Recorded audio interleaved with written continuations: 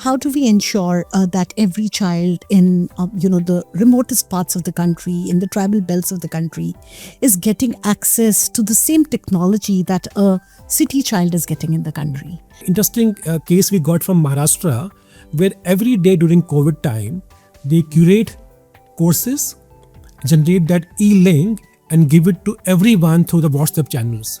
Every day it's all happening. So I think in this time, they do their own innovation also. How to make sure कि content reach to a last mile also. I think the world's largest capacity building program for civil servants across the globe. It's truly commendable to see that almost 1.6 crore civil servants are already there on the platform and are learning. So January 2023, the numbers was 1 lakh on the platform, some 30-40 courses. And today, in 3.5 years journey, we have around 1.6 crore people, as you mentioned, 12 crore course completion, 15 crore course enrollments. Today, Aadhaar kind of an ecosystem we are supporting in 20 plus countries. I think it's a big transformation in the government ecosystem now. I think first time capacity building is coming to a mainstream now. Welcome to Policy Talks, a series of podcasts by the Bharti Institute of Public Policy at the Indian School of Business. And today in our episode, we have a very, very eminent guest. We have with us Mr. Rakesh Verma, the Chief Operating Officer of the Karmayogi Bharat. Welcome, Mr. Verma. Thank you, Dr. Aarushi. Yes. Mr. Verma has had a career spanning across 2.5 decades, and he has worked in the corporate, in the consultancies. So after spending a very long time in the private sector, he decided to join the government as the Chief Operating Officer of the Karmayogi Bharat, leading the iGOT initiative. This is a place where we have almost 2 crore civil servants learning and e-learning actually, getting the capacity, gaining, wisdom through the different courses that are offered on the platform. And he is strategically and operationally looking after the entire platform. So it's such a pleasure to have you here with us, Mr. Verma. Thank you. So my first question to you would be, your life, you've spent enormous time, of course, working towards the government, but you were earlier in the private sector, the consultancies. But then when it came to joining the government, what actually motivated you and how did you take up this position? Yeah, so in my 2.5 decade of experience, I got a chance to work in multiple domains. Initially, for almost a decade, I worked in a public procurement consultancy. In 2010-11, I joined Accenture. And that time, Aadhaar project was shaping up. So Accenture was the BSP for the project. So from a technology side also, we were partner with Accenture. So I got a chance to work in Aadhaar project very deeply, technology consulting as a biometric partner for Aadhaar project. Also, we worked with multiple states. Then I got a chance to work in Diksha project under guidance of Anita Kawal ma'am. We worked on the project and Diksha became the world's largest learning platform for the education world. Yes. We saw, teachers, students, they get the right content in their own languages. Platform was giving empowerment to the states. So that you can upload your content as per your context, as per your language. Right. And you can run your own campaign to make sure the teachers getting trained, students getting learning without no disruption. Then around 4 years back, when Mission Karmayogi got finalized, so we discussed with a few senior officials and got a chance to work in the government. It was a big decision, leaving corporate side and joining government. Yes. But because of my past experience working with various countries in a government ecosystem, I thought I think this is going to be a challenge, but a good change also, because working in the private sector, you have some restrictions and limitations also. Right. You cannot be open with a new idea. You can own things. You always become a consultant. Right. But when you move to a government, then you have a more autonomy and decision making also. So I took a call and I joined government 4 years back. And yeah, No, you're doing amazing work in the government, so I'm sure you might be kind of satisfied with yeah, the decision. it's going good. Yeah. Yes. Okay. So you did mention about Diksha, and my first next question to you would be more regarding education, which is the future of the country. The more and more technology and AI are becoming a part of our daily lives, there are also the challenges, and one of the major challenge is the inclusivity. How do we ensure that every child in the remotest parts of the country, in the tribal belts of the country, is getting access to the same technology that a city child is getting in the country? And of course, Diksha has been able to achieve a lot, but I think there is still a long way to go. Could you just reflect a little on that? No, no, absolutely. I think we achieve, but I think there's still a long way to go. How do we make sure the content available to the affluent school, like schools in Chandigarh or Delhi or a Gurgaon area, they have access to the high quality content because they can afford that and they have that mechanism. So on Diksha, we launched multiple initiatives like Vidya Dan.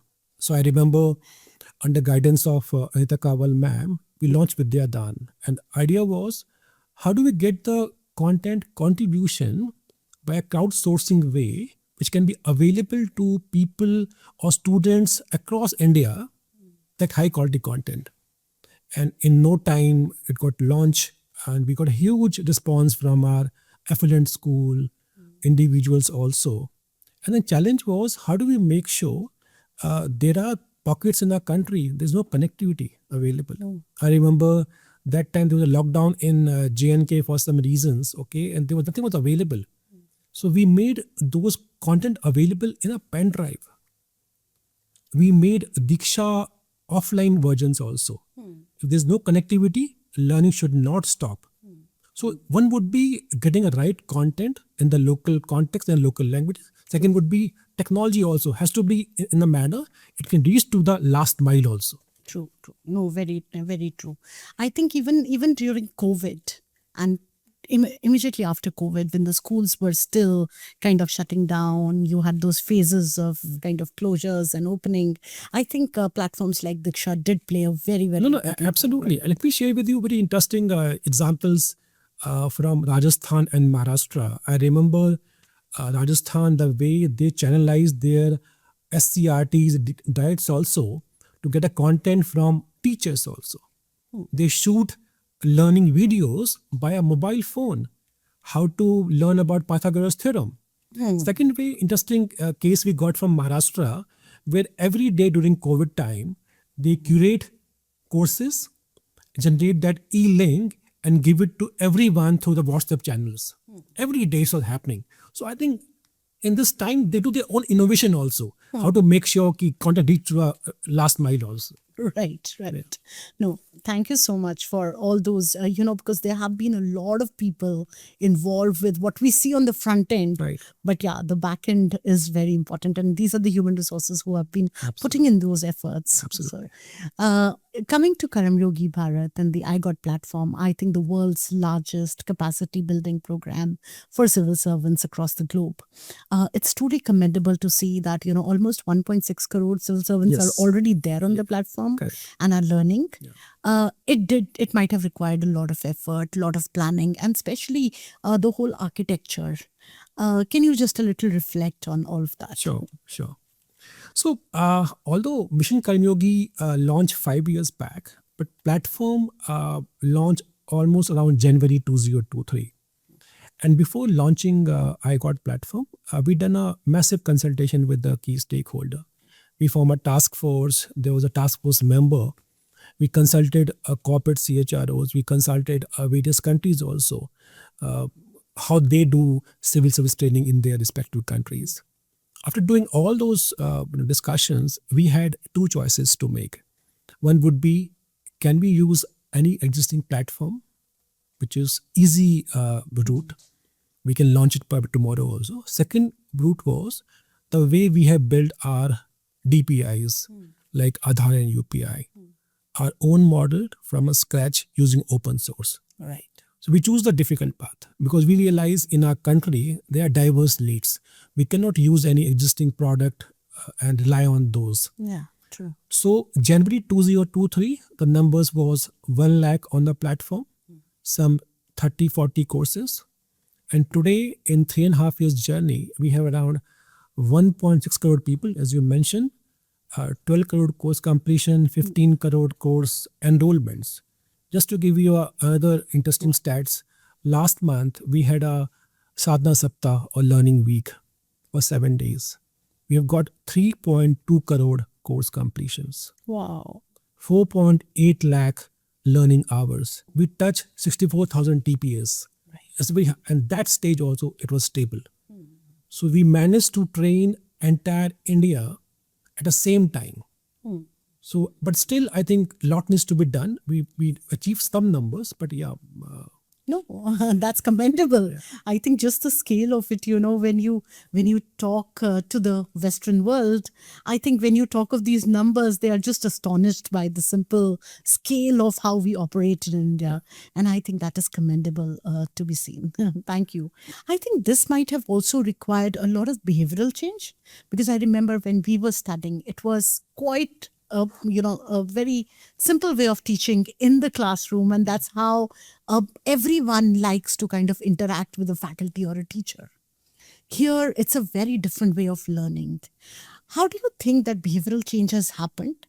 Is it just because we have put in some stick there, or do you think just with a push and a pull, there is a demand and supply both? No, I think the best part of this journey is initial days, getting people on board on iGOT would be a tough ask. Because, everybody says training can only happen in a brick and mortar model. But I think what we have seen across ecosystem now, whether it's a corporate or a government now, before COVID, it was a purely physical training mode. I think what we have done, it was a forced one, but we learned that e-learning during COVID time. And we learn and we also realize it's also possible. I'm not saying we are replacing the physical training one. Nothing can replace in-person training. Yes. Yeah. But the scale and the cost. I'm sure if you are getting people in campus, the cost of training is very high. But nobody can compare that experience with the online one. But when it comes to scale, it's very important one. So they realize, and thanks to our ecosystem partner like ISB also. So you come forward, give us a courses, which are very modular, which are very, very important for them. Like evidence in public policy. It's a big hit course on iGOT. And thanks to the ISB for that. And the more courses also from that. So our ecosystem come together. Right. And they give us a courses. The future is the way you blend physical and the in-person and get a scale.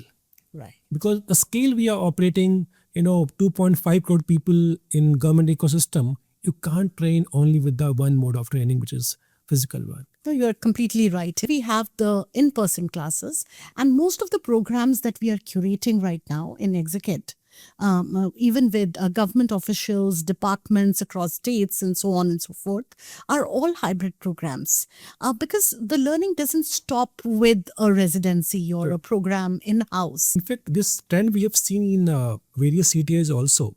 So before any new batches going to the CTI, they do some courses mandatorily on iGOT. Yes. So that they'll spend more time in interactions.